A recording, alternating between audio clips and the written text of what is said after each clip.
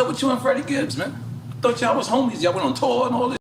Really ain't nothing up, you know what I mean? Like, I don't get too, like, into, like, rap relationships with, you know what I'm saying? Because a lot of times it don't be real, you feel what I'm saying? And so, like, I guess that put a tweet up or some weird, you know what I'm saying? Yeah. I didn't know anything about Benny the Butcher.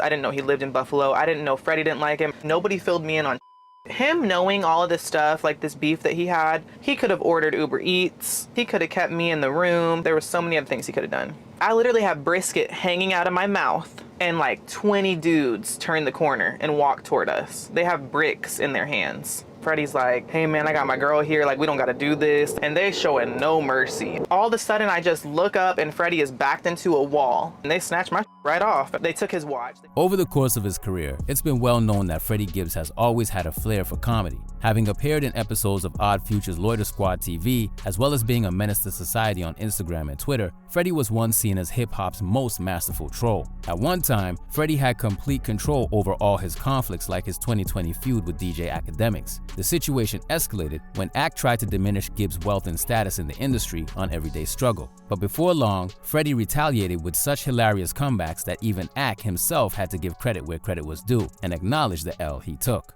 I had just moved into my crib, 8,000 square feet. I'm like, yo, bro, I guarantee my crib bigger than your whole situation.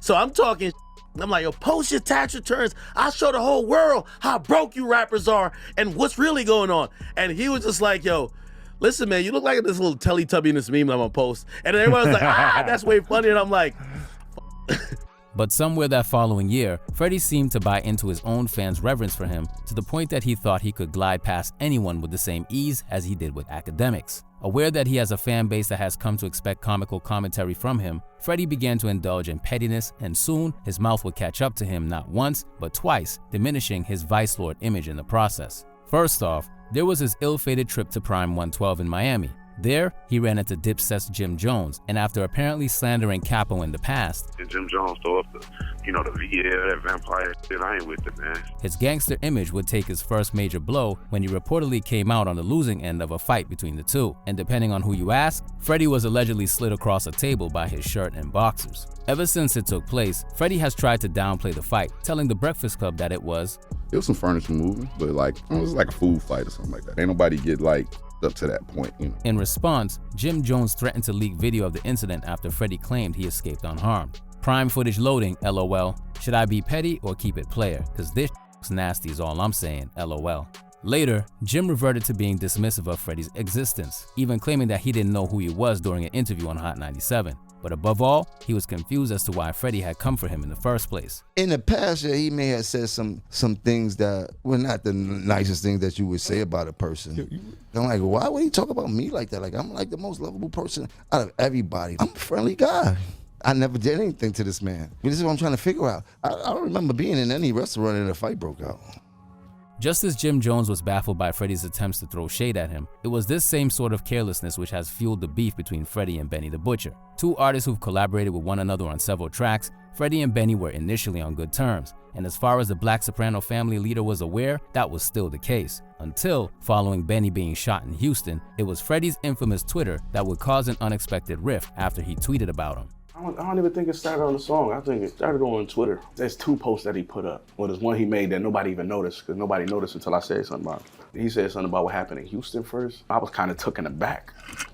With bro. I never said nothing about it, so nobody else never said nothing about it. Right. To be honest with you, it was a surprise, but it was like, I don't know that, obviously. I wouldn't be doing that. You gotta know, like, you did something wrong. You don't do that.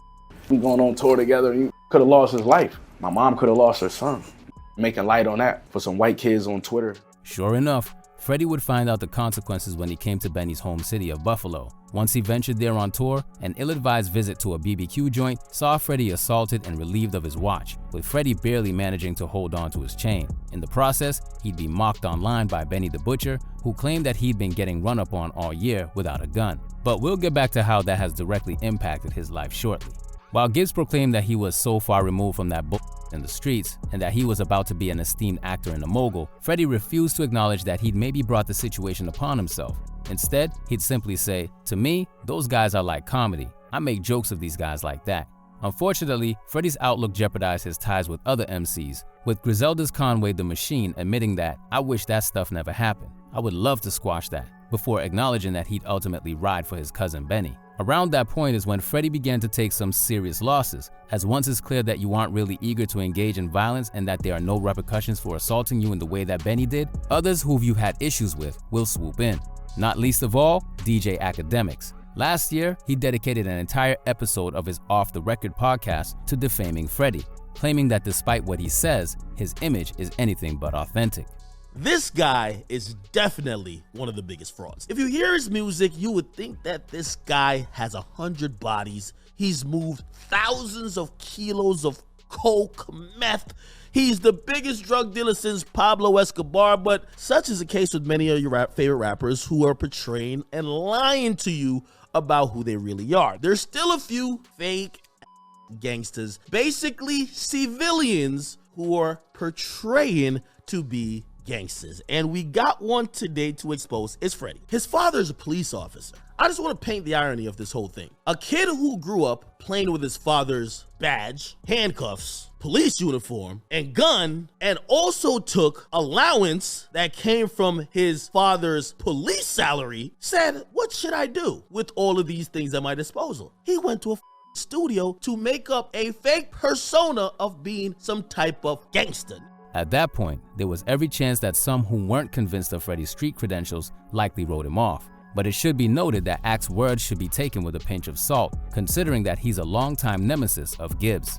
Nevertheless, what has had a more damaging effect on Gibbs' reputation is that people who were once close to him are starting to speak out and portray him in an unfavorable light. Back on his recent studio album Soul Separately, Gibbs took aim at one of his exes, spitting, "Raven was a rat, she scratched the Benzie and I dropped the charges. That knew she'd never had my heart, so she attacked my pockets." In response, Raven Tatum let the world know her side. But while that post garnered a little traction and had people wondering if he was truly a deadbeat dad, it would be the fallout from his relationship with his baby mama-to-be, Destiny Fox, which let him know what really happens when you face the wrath of a scorned woman. An adult star who Freddie had been with for about 2 years, Destiny got pregnant with Freddie's kid, and according to her, everything was good until they got jumped in Buffalo, New York. Over the course of a lengthy thread, Destiny alleges how she's since been ghosted by Freddie, and in the process, has revealed sensitive details about the rapper's personal life, including the fact that she paid for his phone bill and that she has images of Gangsta Gibbs supposedly spreading his apart for her.